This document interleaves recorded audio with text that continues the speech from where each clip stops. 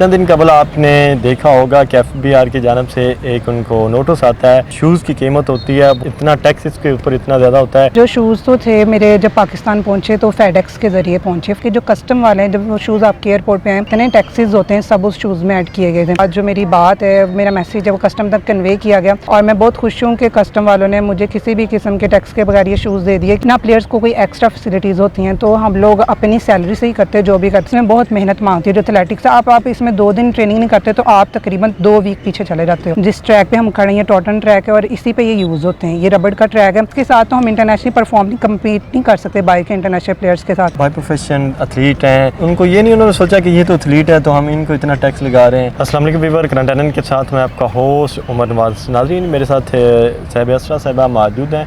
चंद दिन कबल आपने देखा होगा कि FBR की जानब से एक उनको नोटिस आता है। नोटिस क्या होता है कि जो उनके शूज़ की कीमत होती है वो इतना टैक्स इसके ऊपर इतना ज़्यादा होता है क्योंकि जो एक्चुअल कीमत है उससे ज़्यादा उसके ऊपर टैक्स FBR की जानब से लगा दिया जाता है।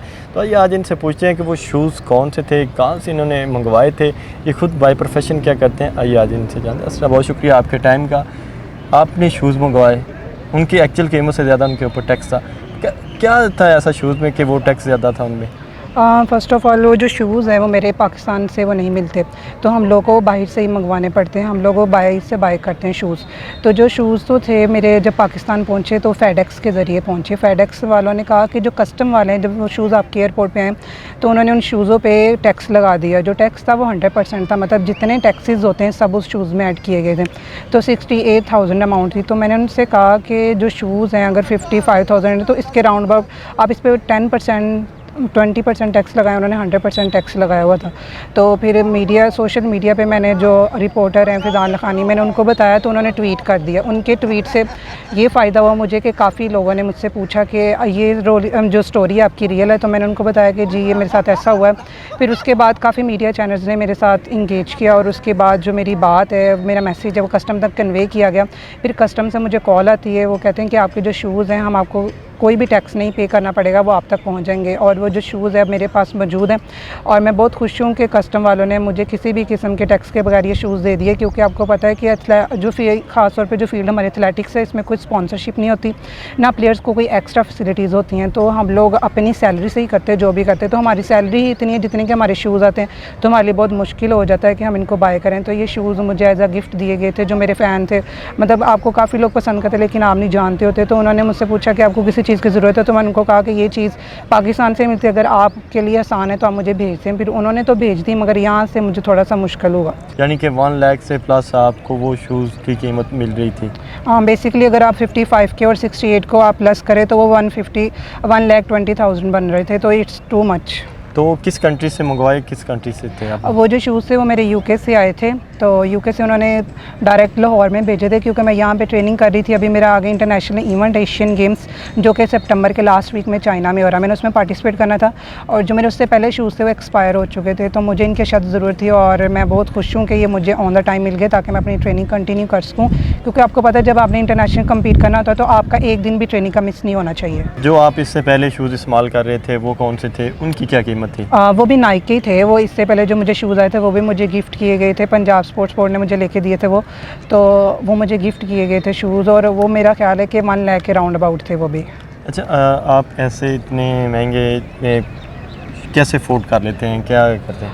हम अफोर्ड नहीं कर सकते, यही तो मैं आपको बता रही। मैक्सिमम जितने भी पाकिस्तान में प्लेयर्स हैं 1, 2, 3 प्लेयर्स जो इंटरनेशनली परफॉर्म करें। क्योंकि आपको पता है एथलेटिक्स ऐसी फील्ड है इसमें कोई रिच लोग नहीं आते, इसमें मिडिल क्लास लोग ही ज़्यादा आते हैं। क्योंकि जो रिच लोग हैं वो इतनी मेहनत कर नहीं सकते, इतना धूप होता है, आपको पता है इतनी ट्रेनिंग और एग्जॉस्ट होना, और ये बहुत ज़्यादा इसमें बहुत मेहनत मांगती है जो एथलेटिक्स। आप इसमें 2 दिन ट्रेनिंग नहीं करते तो आप तकरीबन 2 वीक पीछे चले जाते हो। अच्छा, जब आपके ये शूज़ के शू हुआ सोशल मीडिया पे काफ़ी हाइप क्रिएट हुई तो क्या आपकी फीलिंग्स क्या थी उस वक्त? क्या सोच रही थी कि मुझे ये शूज़ लेने चाहिए थे या नहीं लेने चाहिए थे? इससे पहले मुझे सोशल मीडिया में पहले भी हाइप मिली है, वो इस वजह से कि जब मैं साउथ एशियन गेम्स में पाकिस्तान के लिए नेपाल गई, वहाँ पे मैंने 2 ब्राउन्स और 1 सिल्वर मेडल विन किया, तो काफ़ी सोशल मीडिया के लोग मुझे जानते थे। जो जानने वाले थे उन्होंने मेरे से, जो मेरी स्टोरी जब उन्होंने पढ़ी मुख्तलिफ वेबसाइट्स पे, तो उन्होंने मेरे से कॉन्टैक्ट किया। फिर उन्होंने कहा कि हम आपकी ये जो ख़बर है वो आगे चलाएँगे। तो काफ़ी लोगों ने चलाई और काफ़ी लोगों की मदद से, मतलब मैं सोशल मीडिया की बहुत थैंकफुल हूँ, क्योंकि उनकी वजह से ही मेरा मैसेज जो है कस्टमर वालों तक कन्वे किया गया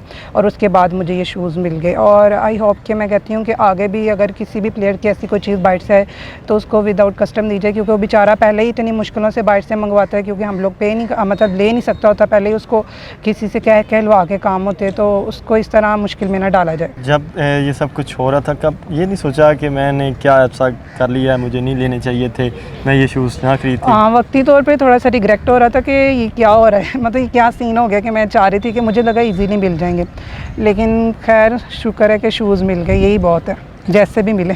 अच्छा, आप एथलीट भी हैं, तो क्या ये शूज़ कोई स्पेसिफिक होते हैं ट्रेनिंग के लिए, कुछ ख़ास हैं, इनमें क्या ख़ुसूसियत है इनकी?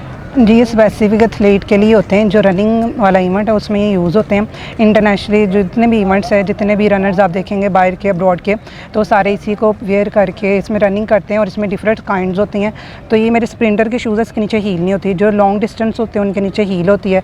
इस तरह जेवलिन थ्रोज़ के डिफरेंट टाइप्स के होते हैं, लेकिन होते इस तरह, इनके नीचे नेल्स लगे होते हैं। जिस ट्रैक पर हम खड़े हैं, टॉटन ट्रैक है और इसी पर ये यूज़ होते हैं। ये रबड़ का ट्रैक है और इनको पहन के हम यहाँ पर अच्छा, मतलब कि उससे आप अच्छा फील भी करते हो और उसी से परफॉर्मेंस आने, क्योंकि जॉगर्स के साथ तो हम इंटरनेशनली परफॉर्म नहीं, कम्पीट नहीं कर सकते बाइक के इंटरनेशनल प्लेयर्स के साथ। तो ये बेसिकली बने ही हमारे लिए, लेकिन अनफॉर्चुनेटली कि इसकी कोई भी यहाँ पे आउटलेट नहीं है कि जहाँ से हम इसको बाय कर सके इजीली, तो हमें ये बाइट से ही परचेज़ करना पड़ते हैं।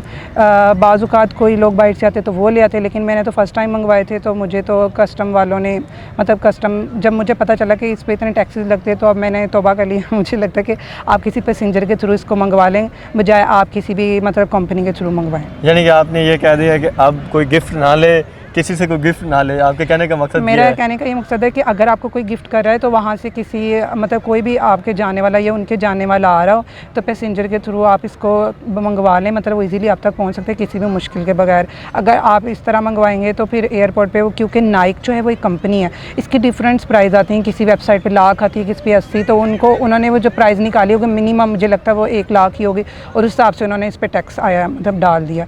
जो मैंने टैक्स की रसीद पढ़ी वो बिल्कुल एक्चुअल ही टैक्स था जो उन्होंने डाला हुआ था, लेकिन मैं परेशान इस बात पे थी, जब वो चीज़ एज अ गिफ्ट आई है तो फिर उस पर इतना टैक्स क्यों लगा, क्योंकि टैक्स तब लगता अगर वो किसी ने मुझे बेचे होते, मतलब मैंने वहाँ से लिए होते, से पे ना की होती, उनकी पेमेंट उनकी पहले से ही हुई थी। अच्छा, यानी कि उनकी पेमेंट पहले से हुई थी, आपको तो सिर्फ गिफ्ट मिला था और गिफ्ट के ऊपर इतना टैक्स लग गया। अच्छा, आप बाय प्रोफेशन एथलीट हैं, तो क्या उनको ये नहीं उन्होंने सोचा कि ये तो एथलीट है तो हम इनको इतना टैक्स लगा रहे हैं? आपने जाके बताया नहीं FPR के असल में ये एथलीट, उनको पाकिस्तान में मोस्टली लोग तो जानते नहीं एथलेटिक्स क्या है। अरशद नदीम जो हमारे प्लेयर हैं ओलंपिक्स में, और अभी अभी उन्होंने कॉमनवेल्थ गेम्स में गोल्ड लिया, उनके बाद लोगों को पता चला कि एथलेटिक्स क्या चीज़ है। उससे पहले लोग इस गेम को जानते नहीं थे, और जब ये शूज़ आए, अभी भी काफ़ी सारे लोग हैं जिनको पता ही नहीं है कि किसके लिए यूज़ होते हैं, तो उनको नहीं पता था कि ये शूज़ एक एथलीट के हैं और इस पर हम क्यों टैक्स लगा रहे हैं। उनको तो ये यहाँ पे अब काफ़ी लोग ऐसे, मतलब स्कूल कॉलेज के जो रिच लोग होते हैं वो भी इसको पहनते हैं, एज अ शो के तौर पर मंगवा लेते हैं, वो तो टैक्स पे कर देते हैं, इसीलिए उनको भी लगा होगा कि किसी नॉर्मल इंसान के, उनको क्या पता कि किस एथलीट के हैं। वो तो जब मेरी बात सोशल मीडिया पे लीक आउट हुई तो फिर उनको पता चला कि ये एक मतलब प्लेयर की है और उनको ज़रूरत है, और उन्होंने भी मेरे साथ कोऑपरेट किया, और शुक्र है कि उन्होंने मुझे ये शूज़ दे दिए। जी नाज़रीन, आपने गुफ्तगू सुनी, उम्मीद है कि आपको गुफ्तगू पसंद आई होगी। अपने मेज़बान उमर नवाज़ को दीजिए इजाज़त। अल्लाह हाफ़िज़।